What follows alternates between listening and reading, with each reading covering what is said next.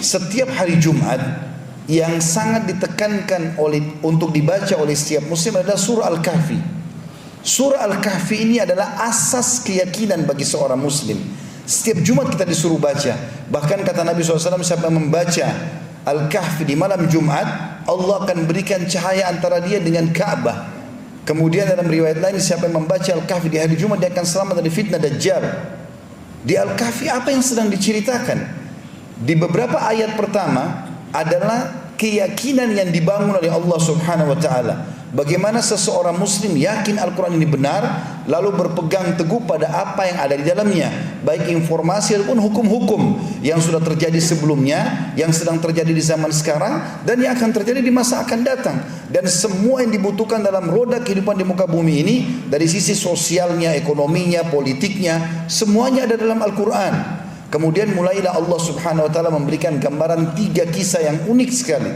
Kisah tentang Ashabul Kahfi, 7 orang anak muda yang beriman kepada Allah di zaman pada saat itu orang semuanya tidak ada yang beriman kepada Allah. Lalu untuk membawa keyakinan mereka ini bahwasanya memang ada Tuhan Allah, mereka selamatkan diri ke gua. Dan akhirnya Allah Subhanahu wa taala dengan kayak itu menyelamatkan mereka. Allah tidurkan mereka 309 hari di dalam gua tersebut dalam kondisi tubuh mereka tidak rusak. Dan Allah suruh kita ulang-ulangi kisah itu setiap Jumat. Renungi kisah itu, bahwasanya keyakinan akan membawa kepada keselamatan, terutama kepada Allah Subhanahu wa taala, atau keyakinan kepada Allah Subhanahu wa taala.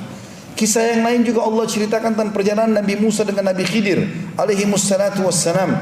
Bagaimana Nabi Musa alaihi salam pada saat berkata, saya adalah orang terpintar atau yang paling memahami hukum Allah di muka bumi. Maka Jibril AS datang pada saat itu menyampaikan, hai Musa, bukan kau orang yang paling mengetahui hukum Allah, tapi masih ada hamba Allah yang mengetahui, dan Allah menyuruh kau mencarinya. Maka mulailah diceritakan dalam surah Al-Kahfi bagaimana Musa AS jalan mencari Khidir. Lalu pada saat bertemu dengan Khidir, dia minta, semoga engkau bisa mengajarkan kepadaku ilmu yang Allah ajarkan kepadamu. Apa kata Khidir? Tentang masalah pondasi keyakinan. Boleh kau belajar dengan aku, tapi dengan syarat, jangan bertanya apa yang aku lakukan sampai aku yang jelaskan. Maka kata Musa, baik, saya ingin, saya boleh jalankan itu. Kata Khidir, bagaimana kau bisa meyakini itu atau menjalani itu sementara kamu sendiri tidak akan bisa sabar melihat sesuatu yang belum pernah masuk di benak kamu. Dia mengatakan, saya coba bersabar. Maka terjadilah sesuatu yang unik pada saat itu. Dalam Al-Quran dalam surah Kahfi diceritakan Khidir naik di atas sebuah kapal dengan Musa alaihi wassalatu wassalam. Lalu tiba-tiba Nabi Khidir membolongi kapal-kapal pelayan, padahal mereka orang miskin. Lalu Musa bertanya, hai Khidir, kenapa kau bolong-bolongin kapalnya para nelayan ini? Apa dosa mereka? Bukankah mereka orang miskin? Kata Khidir, bukankah sudah saya katakan jangan kau tanyakan apa yang saya lakukan sampai saya jelaskan? Maka kata Musa, baiklah, saya minta maaf. Lalu berjalan lagi sebentar beberapa langkah, turun di sebuah lembah atau di sebuah kota atau sebuah desa. Tiba-tiba Nabi Khidir menangkap seorang anak kecil lalu membunuh dia. Maka Musa AS bertanya lagi, bagaimana bisa kau bunuh seorang anak kecil yang belum berdosa, belum balik? Kata Khidir, bukankah sudah saya katakan, kalau kau jangan kau tanyakan apa-apa yang belum saya jelaskan. Kalau saya sudah jelaskan baru kau bertanya, baru kau ambil ilmunya. Maka kata Musa, baiklah, mulai sekarang saya tidak akan bertanya lagi. Sampai mereka berjalan, diringkaskan ceritanya dalam Al-Quran itu, bahwasanya mereka mampir di sebuah negeri atau sebuah kota. Lalu Nabi Khidir dan Nabi Musa minta tolong untuk nginap di kota itu. Di zaman dulu sebuah kota dibuatin sebuah benteng yang besar, ada pintu gerbang, mereka tidak bisa keluar dan masuk kecuali dengan izin pemilik benteng tersebut. Maka pada saat itu pun mereka menolak karena Musa dan Khidir dianggap orang asing di situ. Mereka tidak mau kedua orang ini nginap di situ. Maka yang terjadi, Khidir pun pada saat mau keluar melihat ada tembok mau rubuh, oleh Nabi Khidir disentuh tembok tersebut, tiba-tiba jadi bagus kembali. Nabi Musa AS cuma kasih masukan saja. Lalu berkata, wahai Khidir, kalau kau mau, cukuplah perbaikan tembok ini, kita minta sebagai balasan jasa supaya kita diizinkan nginap di tempat ini. Kata Khidir AS, saya sudah katakan hai Musa, sekarang saatnya kita berpisah. Saya sudah bilang jangan menjelaskan apapun atau bertanya sebelum saya jelaskan.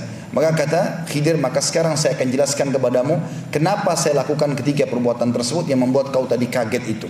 Yang pertama, saya membolongi kapal-kapal para nelayan yang miskin itu karena Allah telah memberikan kepada saya mukjizat, berita, karena Khidir AS juga seorang nabi, bahwasanya di situ ada raja zalim yang suka mengambil secara paksa kapal-kapal nelayan.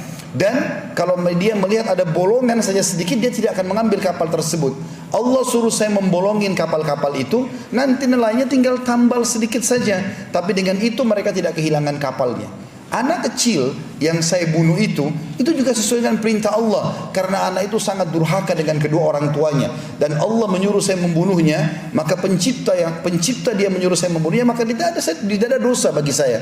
Kemudian juga Allah ingin mengganti anak itu, kalau meninggal sebelum balik maka dia akan selamat karena belum ada hukum padanya. Serta Allah gantikan buat kedua orang tuanya anak yang saleh, karena kedua orang tuanya orang saleh.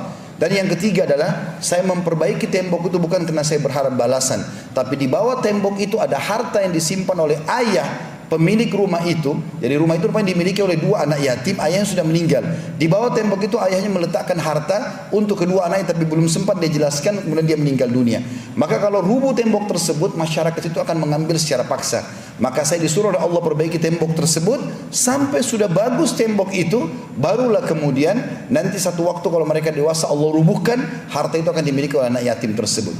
Ini kisah kedua yang Allah ajarkan kepada kita setiap Jumat baca, sesuatu yang Allah tentukan dan terapkan walaupun mustahil di mata manusia, dibangun di atas pondasi keyakinannya. Dan yang ketiga kita tentang Zulkarnain, seorang raja yang berkuasa di muka bumi ini. Bagaimana dia menghadang dua suku besar Ya'juj dan Ma'juj untuk menyebarkan kerusakan di muka bumi. Dan dengan izin Allah dia bisa membendung kedua suku tersebut dengan membuat sebuah benteng yang sangat kuat di antara dua gunung dari timah yang dipanaskan dengan besi-besi yang disusun dan dipanaskan juga. Maka kisah ini selalu disuruh kita ulang-ulangi karena di dalamnya berbasiskan atau membangun di atas keyakinan seorang muslim.